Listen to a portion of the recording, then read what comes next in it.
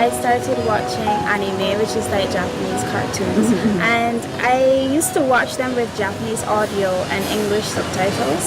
So while watching them, I wanted reading the subtitles is kind of annoying, so I wanted to be able to hear and understand. So I went online and I just typed in learn Japanese online in Google, and I started learning the easiest alphabet, the easiest writing script.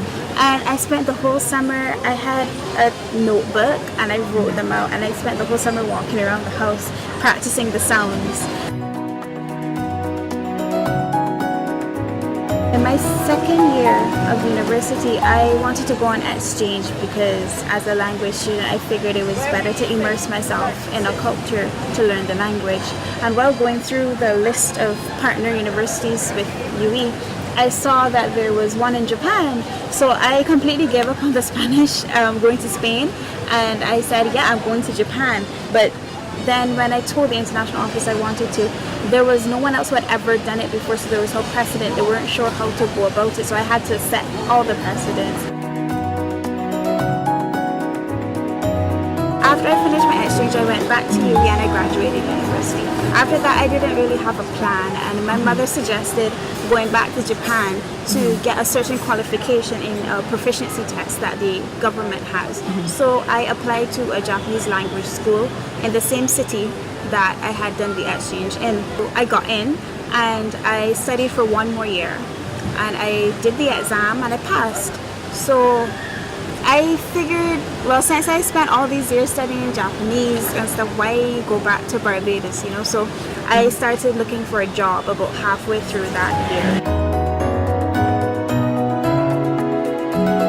At the embassy of Japan in Barbados here, they contacted me and said there's some people who might become the host town for the Barbados Olympic team, and they want you to tell them about Barbados. So I figured it would just, I would meet them and talk about Barbados.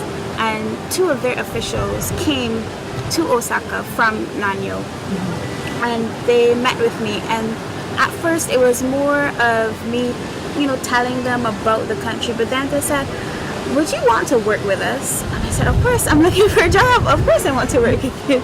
So from there, at first it was just, a tentative thing, but then they started to get more and more serious, and then they said, okay, yeah, we're going to hire you from October. What I do now at work, I do a lot of translation because there are a lot of documents that they gathered about Barbados that they want me to translate for them so they know, and then stuff about Nanyo City that they would want in the future to send to Barbados. So I do a lot of translation at the moment.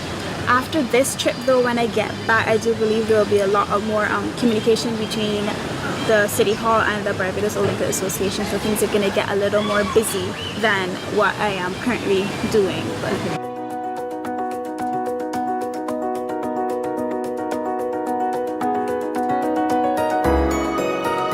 Before going to Japan, I researched a lot about the culture and the customs because I figured I can't just go in there not knowing anything.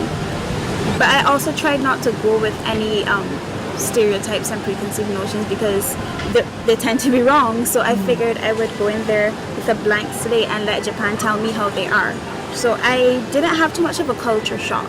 At first, the language barrier to me was really tough because I was very nervous about speaking, and I wasn't confident in my ability to carry on a conversation, so a lot of the time I never said anything. I would go out and shop and not say a word. But then I realized that what's the point of being in Japan and not speaking to anyone? So I started talking, and from there I made a lot of friends, and somehow I ended up in Nanyo.